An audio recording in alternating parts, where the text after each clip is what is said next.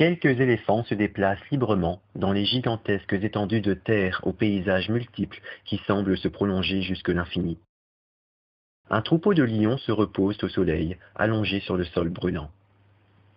Des antilopes, des gnous, des zèbres, des girafes et des autruches font des herbes et des arbres environnants leur festin quotidien. Les arbres dressent leur feuillage toujours plus loin dans le ciel, toujours plus haut vers le soleil. Ici, la nature est une championne de l'adaptation. Certains arbres ont transformé au fil de l'évolution leur feuillage en épines piquantes pour éviter de se faire grignoter par les herbivores.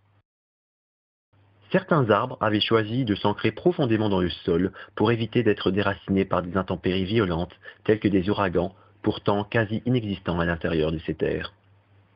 Des plantes carnivores poussent dans des endroits où pullulent les moustiques, les mouches ou de nombreux autres insectes. Une chaleur étouffante englobe l'atmosphère, pas le moindre grain de vent, pas la moindre brise rafraîchissante. Alors que les animaux, toujours aussi calmes et détendus, appellent l'eau avec bonheur, un crocodile passe à l'attaque.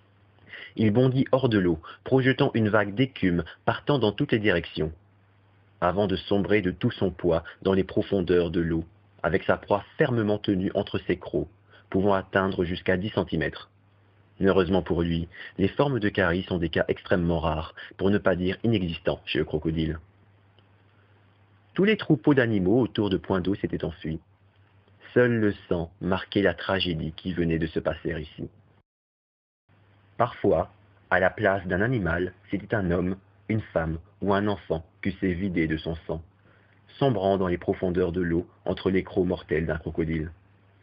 Les lions, les pythons et les vipères des sables sont tout aussi mortels que les crocodiles surnommés tueurs d'hommes. D'ailleurs, en cet endroit, tout semble hostile, de la nature jusqu'aux hommes. À quelques kilomètres de là, des enfants, pas plus âgés d'une douzaine d'années, s'entraînent à tuer. Des épées ou des pieux prennent place entre leurs mains. La mélanine, une molécule du corps qui a pour but de protéger la peau des rayons du soleil qui frappent perpendiculairement la Terre en cette région du globe, avait teint leur peau de bébé il y a des générations de cela. En un marron plus ou moins sombre, variant parfois suivant les endroits vers le noir. Ainsi, les hommes de ce continent connaissaient rarement les coups de soleil, cette calamité qui recouvre le corps dès qu'il est exposé au soleil, et qui n'a d'envie de se gratter jusqu'à s'arracher la peau rougie aux hommes et femmes des autres continents, dont le teint de la peau était d'un blanc plus ou moins clair, parfois même livide, variant sur le beige. Ces enfants, auxquels on avait volé leur enfance, leurs biens, leur liberté, et même jusqu'à leur sourire, sont des enfants soldats. Chaque matin, il doit se lever à l'aube, vers 5 heures, et apprendre les subtilités du combat. En clair, ce qui le permettrait de tuer le jour venu. Et voilà justement que ce jour était venu.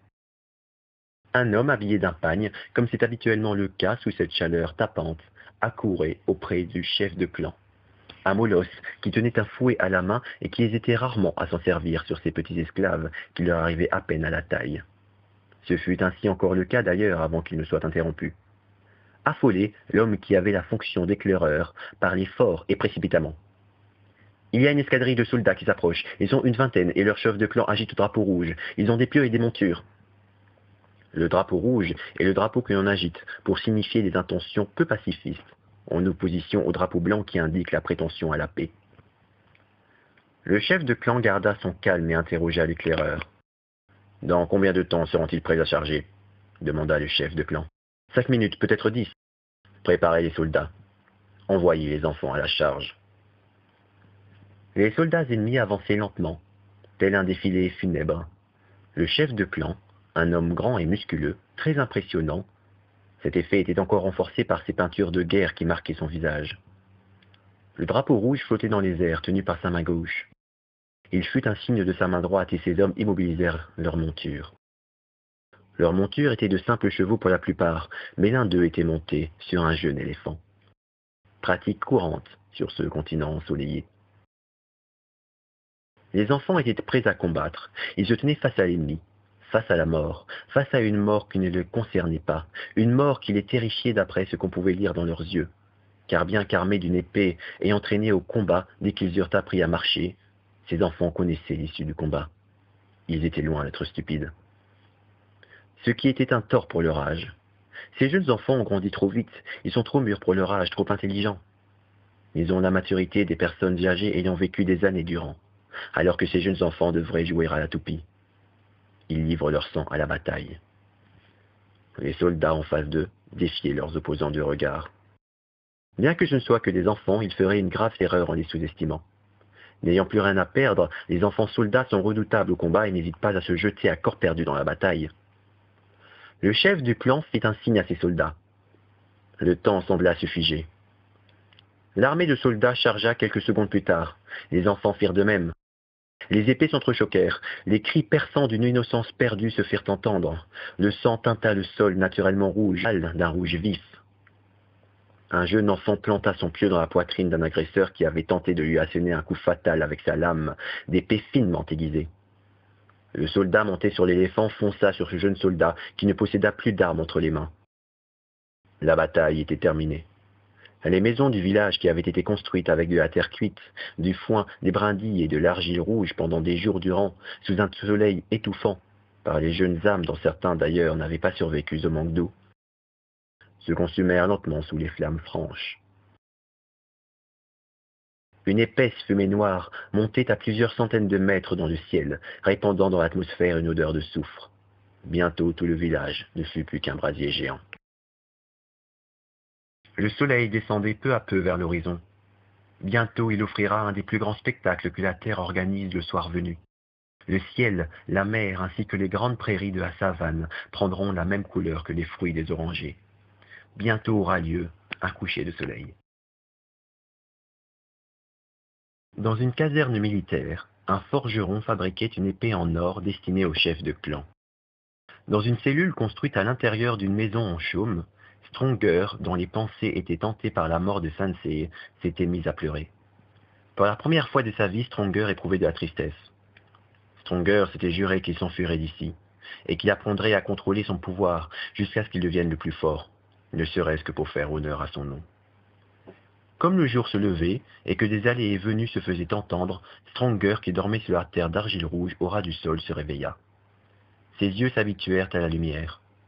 Il se concentra de toutes ses forces pour rompre ses liens en corde. Il eut bien du mal à y parvenir. Il se concentra ainsi de toute son attention pendant plusieurs minutes. C'est alors que la corde de ses liens se distendit peu à peu, jusqu'à ce que ceux-ci se brisèrent net. Des marques s'étaient marquées sur ses poignets odoloris.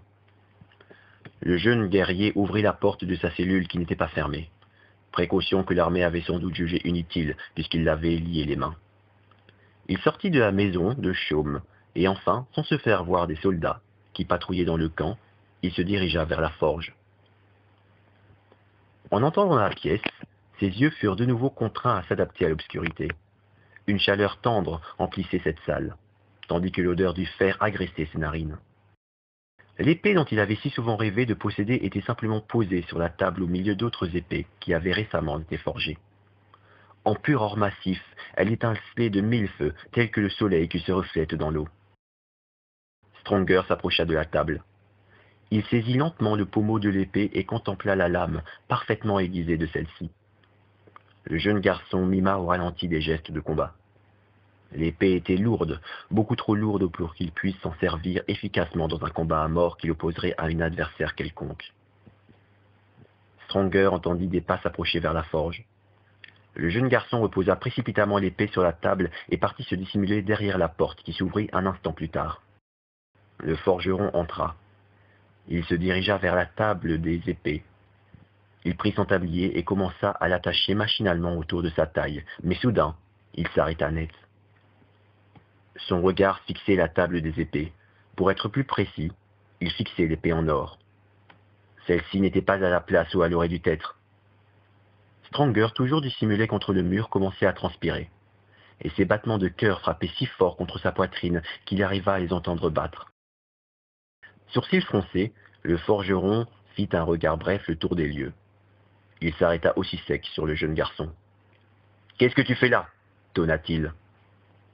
Le forgeron saisit un poignard sur la table et se dirigea d'un pas malveillant sur Stronger.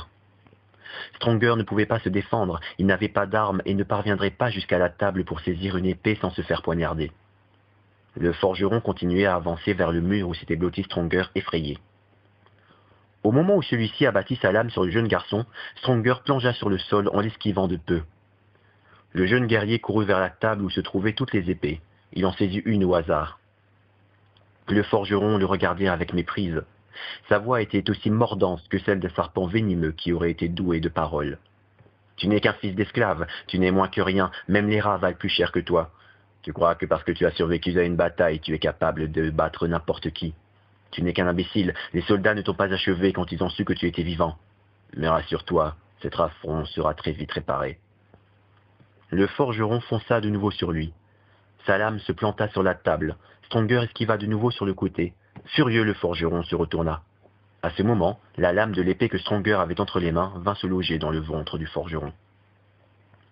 Stronger laissa loger l'épée dans le ventre de celui-ci. Les deux regards se croisèrent. Le forgeron tenait toujours debout. D'après les croyances des marabouts, le regard d'un condamné porte malheur à quiconque le croise. Que ta vie soit un enfer. Il vacilla, puis tomba. Avant de mourir, cependant, le forgeron prit la peine de saisir un corps sur le sol et de souffler ses dernières forces pour produire un son qui alerta toute la tribu. Bientôt, tous les soldats se précipiteraient dans la forge et découvriraient le cadavre du forgeron et son assassin à ses côtés. Un stress intense l'envahit. Pourquoi sa fuite n'avait pas pu se passer comme il l'avait prévu? Pourquoi tout ce qu'il entreprenait devait se révéler un parcours du combattant? Le jeune guerrier regarda le corps du forgeron qui gisait sur le sol. Une fois de plus, Stronger avait été contraint de tuer pour survivre. Toujours affolé, il entendit le premier soldat arriver. Stronger saisit l'épée en or. Il saisit aussi une ceinture fourreau, puis se précipita vers la porte qu'il ouvrit brusquement sur son passage. Plusieurs soldats étaient en train de courir vers la forge lorsqu'ils l'aperçurent. Stronger se mit à courir du plus vite qu'il put, attachant la ceinture fourreau à sa taille. Le chef de camp jeta un coup d'œil dans la forge. « Il a tué le forgeron et volé mon épée. Rattrapez-le, tuez-le !» Stronger courait à toutes jambes, à toute allure. Chaque foulée fournie était un pas de plus vers la liberté. Il courait vers la côte. La mer était en marée descendante, ce qui signifiait que la mer était loin. Encore un mauvais coup du sort. Stronger continuait à courir. Son épée était un poids inutile puisqu'il ne pouvait pas s'en servir, mais il la garda à sa taille. Les soldats accouraient. Il devait rejoindre la mer. Sa liberté en dépendait. Une liberté si souvent espérée par les siens, si souvent rêvée par lui-même. Il y allait arriver. Il allait y arriver. Il y arriverait. J'y arriverai.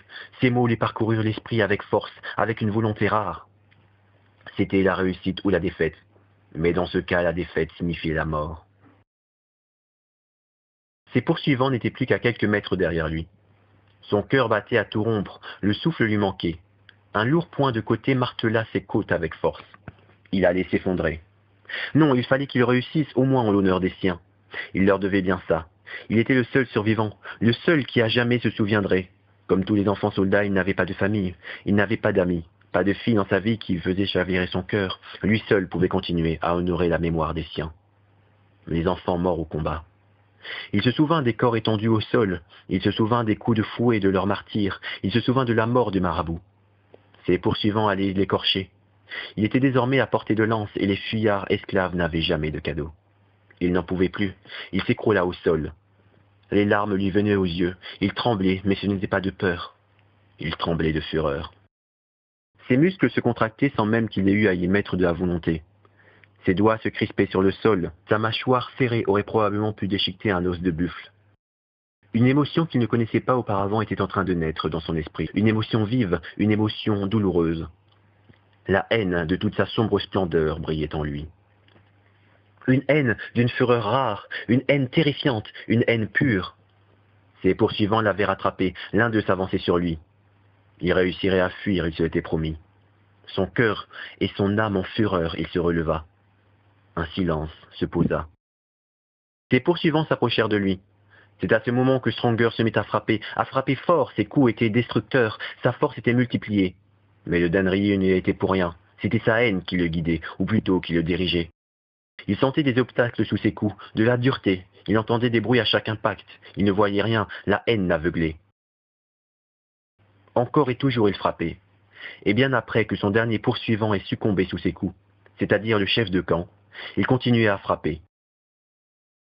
De l'eau salée sortit de ses yeux. Il pleurait. De nouveaux poursuivants firent leur apparition. Ils étaient plus nombreux, et même avec la fureur de la haine qui coulait en lui, le jeune garçon ne parviendrait pas à les battre. Il se remit à courir. Il n'avait plus de poing du côté. Il n'était plus essoufflé. Il avait retrouvé sa vigueur. Cette fois-ci, c'était bien lui. C'était le Denryu. Il était de lui-même activé dans ses veines. La plage se couvrit de soldats.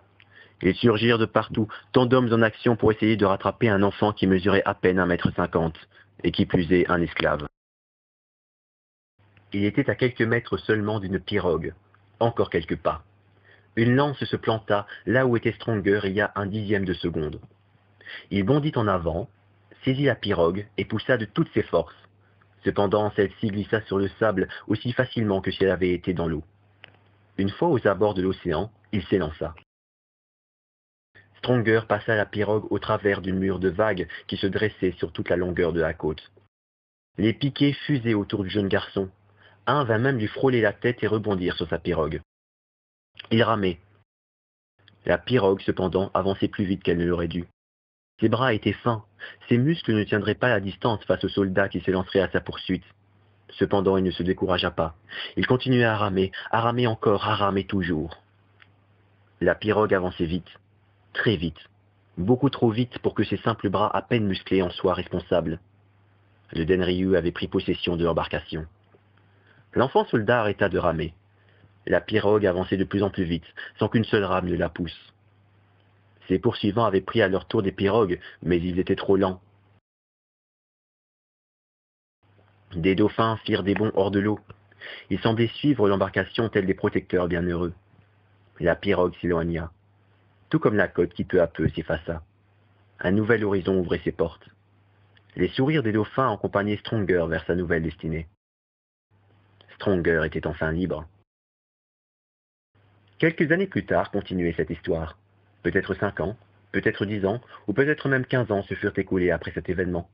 La date, à l'époque, peu d'historiens le savent, mais qu'importe la date et l'époque, bien au-delà du mensonge et de la vérité, bien au-delà des souvenirs et bien au-delà des récits, cette légende surpasse le temps et les époques.